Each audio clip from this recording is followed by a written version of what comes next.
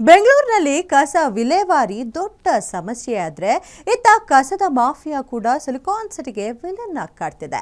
ಈಗ ಈ ಮಾಫಿಯಾಗೆ ಲಗಾಮು ಹಾಕಲು ಡಿಕೆ ಶಿವಕುಮಾರ್ ಮುಂದಾಗಿದ್ದು ಓಪನ್ ಆಗಿಯೇ ವಾರ್ನಿಂಗ್ ಕೊಟ್ಟಿದ್ದಾರೆ. ಬೆಂಗಳೂರಲ್ಲಿ ಕಸದ ಮಾಫಿಯಾ ವಿರುದ್ಧ ಡಿಕೆಶಿ ಕಿಡಿ. ಗಾರ್ಬೇಜ್ ಮಾಫಿಯಾಗೆ ಬ್ರೇಕ್ ಹಾಕಲು ಡಿಕೆ ಪಣ. ಓಪನ್ ಸ್ಟೇಜ್ ಮೇಲೆ DK Shivakumar warning.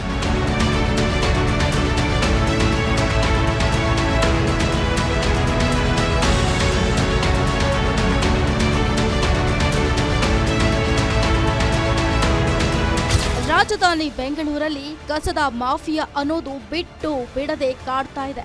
Garbage mafia ಹಿಂದೆ ದೊಡ್ಡವರ ಕೈವಾಡವಿದೆ. ಮಾಫಿಯಾ ಗ್ಯಾಂಗ್ಗೆ ಬ್ರೇಕ್ ಹಾಕ್ತೀನಿ ಅಂತ ಸಿಎಂ ಡಿಕೆ ಶಿವಕುಮಾರ್ ಇದೀಗ ಓಪನ್ ಆಗಿ ವಾರ್ನಿಂಗ್ ಕೊಟ್ಟಿದ್ದಾರೆ.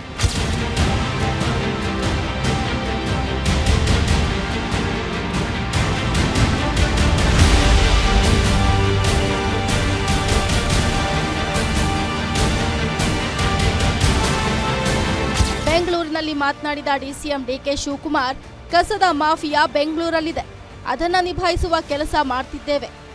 ಬೆಂಗಳೂರು ಯಾವುದಕ್ಕೂ ಕಡಿಮೆ ಇಲ್ಲದೆ ಇರುವ ಹಾಗೆ ಮಾಡಿದ್ದೀವಿ. 110 ಹಳ್ಳಿಗಳಿಗೆ ನೀರನ್ನು ಒದಗಿಸಿದ್ದೀವಿ. ಇನ್ನೂ ಹಲವು ಕಾರ್ಯಕ್ರಮವನ್ನು ರೂಪಿಸಿದ್ದೀವಿ ಅಂದ್ರು.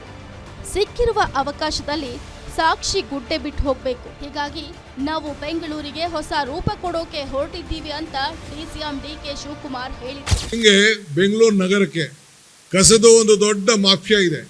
ಆ ಮಾಫಿಯಾ ಯಾವ ರೀತಿ ತೆಗಿಬೇಕು ಮುರಿಬೇಕು ಅದನ್ನು ನಾನೀಗ ಇಲ್ಲಿ ಚರ್ಚೆ ಮಾಡೋಕೆ ನಾನು ಹೋಗೋದಿಲ್ಲ. ಆದರೆ ಬೆಂಗಳೂರಿನ ಕಸ ಹೋಗಬೇಕು, ಜಾಗಗಳಿಗೆ ಬೇಕಾದಷ್ಟು ಸಮಸ್ಯೆ ಇದೆ. ಆದರೂ ಕೂಡ ಇದನ್ನು ನಿಭಾಯಿಸಲಿಕ್ಕೆ ಪ್ರಯತ್ನ ಮಾಡ್ತಾ ಇದ್ದೇವೆ. ಈ ಹಿಂದೆಯೂ ಕಸದ ಮಾಫಿಯಾ ಬಗ್ಗೆ ಸದನದ ಒಳಗೂ ಮಾತನಾಡಿದ್ದ ಸಿಎಂ ಡಿಕೆ ಶಿವಕುಮಾರ್ ಮಾಫಿಯಾಗೆ ಬ್ರೇಕ್ ಹಾಕುವ ಎಚ್ಚರಿಕೆ ನೀಡಿದ್ರು. ಬೆಂಗಳೂರಲ್ಲಿ ಕಸ ವಿಲೇವಾರಿ ಅನ್ನೋದು ದೊಡ್ಡ ಮಾಫಿಯಾ ಆಗಿದ್ದು, ಶಾಸಕರು ನನಗೆ ಬ್ಲ್ಯಾಕ್ ಮೇಲ್ ಮಾಡ್ತಿದ್ದಾರೆ. ಕಸ ವಿಲೇವಾರಿ 800 ಕೋಟಿ ರೂಪಾಯಿ ಅಂತೆ. ಇದನ್ನ ಕೇಳಿ ನನಗೆ ಶಾಕ್ ಆಗಿತ್ತು ಅಂತ ಹೇಳಿದ್ರು.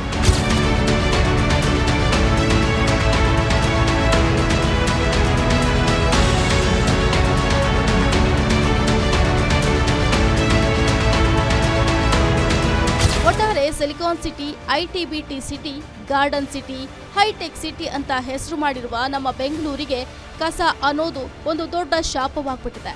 ಕಸದ ಮಾಫಿಯಾದಿಂದ ಬೆಂಗಳೂರು ಅಂದಕ್ಕೂ ಕುಂದು ಬರ್ತಾ ಇದೆ, ಕೆಟ್ಟ ಹೆಸರು ಬರ್ತಿದೆ. ಡಿಕೆ ಶಿವಕುಮಾರ್ ಅವರ ಈ ಹೇಳಿಕೆ ಕೇವಲ ಬಾಯಿ ಮಾತಿಗೆ ಸೀಮಿತವಾಗದೆ ಅನುಷ್ಠಾನಕ್ಕೂ ಬರಲಿ, ಬೆಂಗಳೂರು ಕಸಮುಕ್ತ ಆಗಲಿ, ಸ್ವಚ್ಛ ನಗರಿ ಆಗಲಿ ಅನ್ನೋದೇ ನಮ್ಮೆಲ್ಲರ ಆಶಯ ಕೂಡ. News desk, guarantee news.